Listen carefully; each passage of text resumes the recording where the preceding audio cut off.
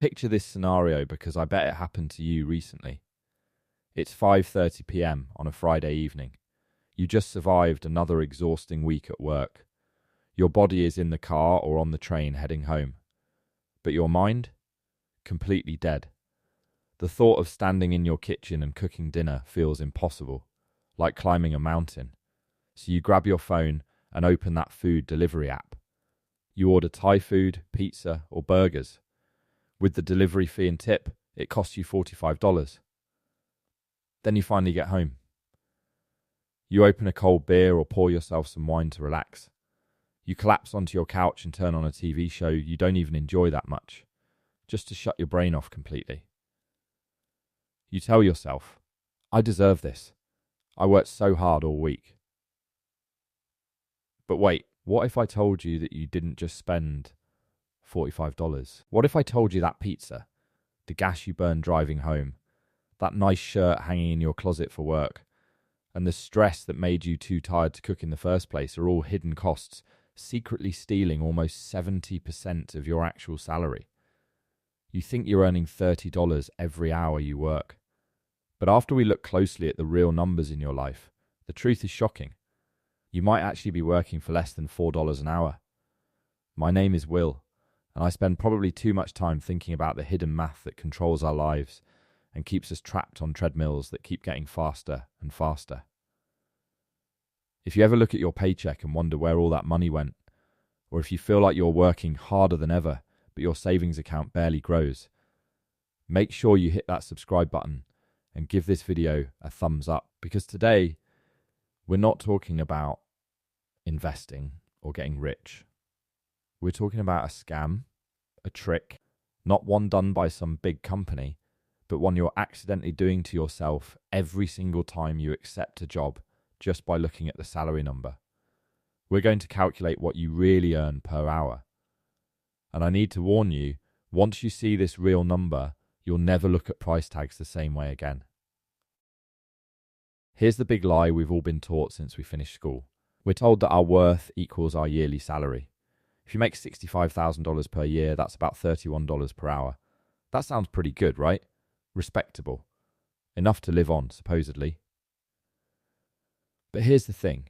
In the business world, if you only look at how much money comes in without looking at how much money goes out, that's how companies go bankrupt. Imagine a bakery that sells $1 million worth of bread, but spends $1,001 on flour, ovens, and rent. That bakery is worth exactly $0. It's failing. Yet when it comes to our own work and our own lives, we only look at the money coming in, the salary. We completely ignore what it costs us to earn that money. And the cost of selling yourself to an employer? It's absolutely massive. Let's do a brutal, honest checkup on a typical worker in today's economy. Let's call him William. William makes that seemingly respectable $31 per hour. But before that money even reaches his bank account, the government takes their share. Between federal taxes, state taxes, and everything else they take out, that $31 instantly drops down to about $24. That's the easy part of the math. We all know taxes exist. But now comes the part most people never think about. We have to subtract all the costs that exist only because William has this job. First up, getting to work. The average American spends thousands of dollars every year on gas, car repairs, insurance, and maintenance just to drive to the place where they earn their money. If William drives 30 minutes each way to work, that's daily damage to a car he basically only owns so he can get to his job. If he takes the train instead, it's the monthly train pass eating his paycheck. Let's say conservatively this costs him $4,000 every year. Then there's the cost of looking professional. William can't just roll out of bed and show up to the office in his pajamas and old t-shirts. He needs business clothes, nice pants, button-up shirts, maybe some dress shoes. He needs to get things dry cleaned. He has to look presentable and professional. That's an expense that exists only because of work. Then comes what I call the convenience tax. And this one is huge. Because William is stuck at the office from 9 a.m. to 5 p.m, He ends up buying lunch a couple times a week because he didn't have time to prepare food at home. He buys the $5 coffee because he desperately needs caffeine to stay awake during that boring 2 p.m. meeting. He pays someone to walk his dog because he's not home to do it himself. These are all costs that would simply not exist if he didn't have this job. Think about that. He is literally spending money just so he can go to work and earn money. And then we get to the darkest category of all. I call it decompression spending. This is the money William spends trying to recover from the stress and pain his job causes him. It's the drinks at the bar on Friday night. It's the spontaneous vacation he books because he desperately needs to escape. It's paying for therapy sessions. It's the shopping sprees where he buys stuff he doesn't need just to feel better for a moment. This is money we spend trying to heal the emotional and mental damage the job creates. When you add up all these actual dollar costs, the taxes, the car expenses, the work clothes, the lunches, the stress spending, William isn't really taking home $65,000. His actual real income after everything might be closer to $35,000 or even less. But hold on, we're only halfway done with this equation. Because your wage isn't just about money. It's about money divided by time. And just like we overestimate how much money we're making, we massively underestimate how much time we're actually giving to our jobs. HR and your pay stub say William works 40 hours per week. But that's a complete lie. Think about the real picture. William wakes up at 6:30 in the morning to shower, shave, and iron his work shirt. That's 30 minutes of his life spent getting ready for his employer. Then he drives 30 minutes to get to work. That's unpaid labour right there. He gets an hour for lunch, which technically doesn't count as work time, but he can't actually go home during lunch. He can't take a real nap. He can't play with his kids. He's basically held prisoner by the office location. Then he drives another 30 minutes home at the end of the day. And when he finally gets through his front door, he spends another 30 minutes just decompressing, staring blankly at the wall, complaining to his partner about his annoying boss, or checking work emails on his phone even though he's supposedly off the clock. All of this is what I call shadow work. It's time that belongs to the job, that exists because of the job, but the job doesn't pay you for any of it. If you honestly add up the grooming time, the commuting time, the trapped lunch time, the decompressing time, and the worrying about work time, William isn't really working 40 hours per week. He's giving away somewhere between 55 and 60 hours of his week to his employment. So now let's do the real honest math to find out what he actually earns per hour. We take that reduced actual income of about $35,000 and we divide it by the real inflated number of hours, which is close to 3,000 hours per year instead of 2,000. When you punch those numbers into a calculator, that nice looking $31 per hour completely disappears like smoke. Suddenly the truth comes out.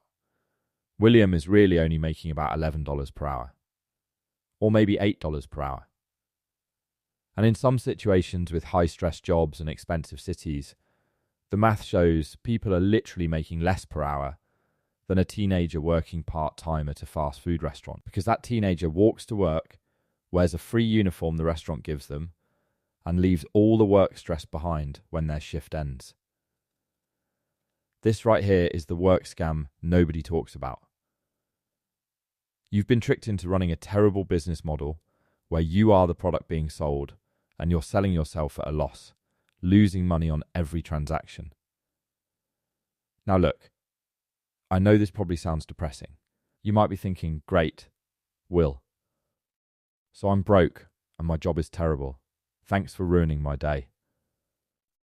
But the reason we're doing this math isn't to make you depressed or sad. It's to make you angry, aware, and most importantly, to make you take smarter action.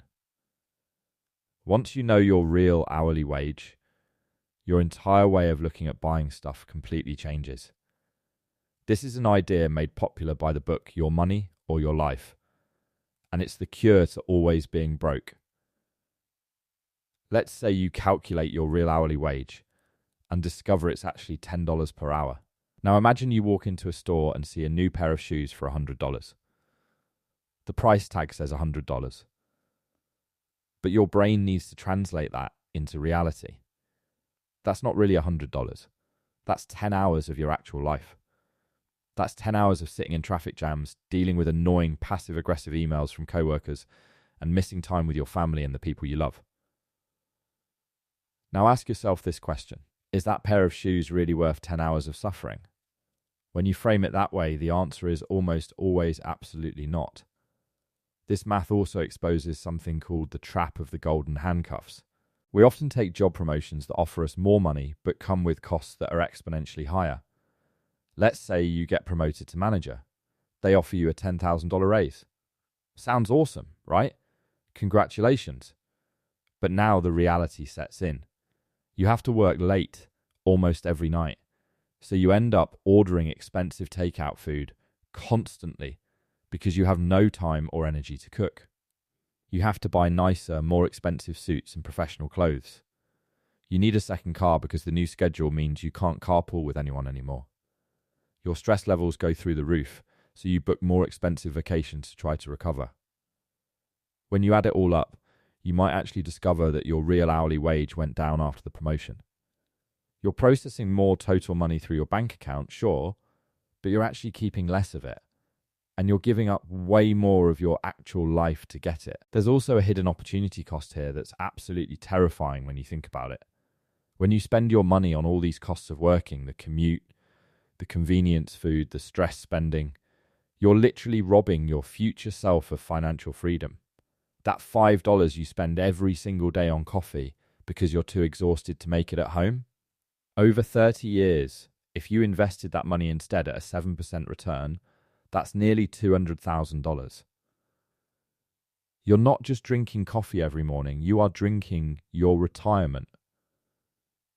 You are drinking your freedom and your future. The whole system relies on you being too tired and too busy to ever do this math. They need you to keep thinking I make good money, so you keep signing leases on expensive apartments and financing luxury cars you don't really need, which keeps you permanently trapped in the cycle of needing the job to pay for the things you bought to make the job tolerable. So what's the actual solution? How do we break free from this equation? The answer is not necessarily to quit your job tomorrow and go live in the forest somewhere. We have to be realistic here. We have bills to pay. The real solution is to ruthlessly and strategically optimize your real hourly wage. This becomes your new scoreboard for success. Not your income number, but your efficiency, how much you keep and how much time you have left over. Can you negotiate to work from home 2 days per week? If you do, you save 2 hours of commuting time and $10 in gas every single one of those days. You just gave yourself a massive raise without the company paying you a single dollar more. Can you start preparing your meals on Sunday for the whole week? That immediately lowers your cost of doing business. Can you move closer to where you work? Can you stop caring so much about what your co-workers think of your clothes and just wear simpler, cheaper outfits? Every single dollar of work-related expense you manage to cut is a dollar of pure freedom that goes directly back into your pocket. But the biggest shift that needs to happen is psychological, in your mind. You have to start treating your labor, your work, like you're running a business. A smart business owner doesn't just try to make more money come in. They try to increase their profit margin, the gap between what comes in and what goes out. Your life is the business you're running. Your margin, your profit, is the time and money you have left over to actually live like a human being and enjoy your existence. If you're making $100,000 per year, but you're spending $95,000 and working 80 hours every week to generate that income, you are a failing business. You're like those companies that collapsed because they looked successful on paper but were actually bleeding money. But if you make $50,000 per year, only spend $20,000, and work 30 hours per week, you are a highly profitable, successful, robust enterprise. You're actually winning at life. This is where the negative realization turns into positive action you can actually take. I want you to sit down this weekend, not on Friday night when you're exhausted and brain dead, but on Sunday morning when you're fresh and clear-headed, and actually run these numbers for yourself. Calculate what your commute really costs you. Estimate your taxes accurately. Be brutally honest about your decompression spending. All that money you spend trying to feel better. Then divide your actual take-home pay by the total real hours you commit to the job every week. Write that final number on a sticky note and stick it on your wallet or your credit card. Something like my real wage is $8.50 per hour. The next time you're about to buy something you don't really need, look at that number. Ask yourself seriously, am I really willing to trade 4 hours of my actual life for this plastic thing I'll forget about in a month? That simple moment of friction, that pause, will save you more money than any budgeting app or financial guru ever could. We're living in a time where time itself is becoming the ultimate form of currency, the most valuable thing that exists. Rich people are buying time and freedom. Poor people are selling their time at a massive discount and don't even realize it. Don't sell your time at a discount anymore. Audit your life like a business.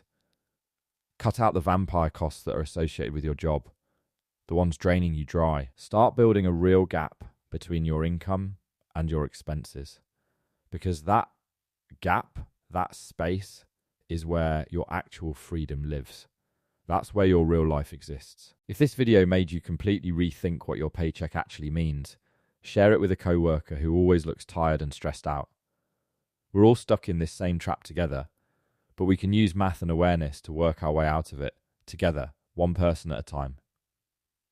Thanks for watching, and I'll see you in the next one.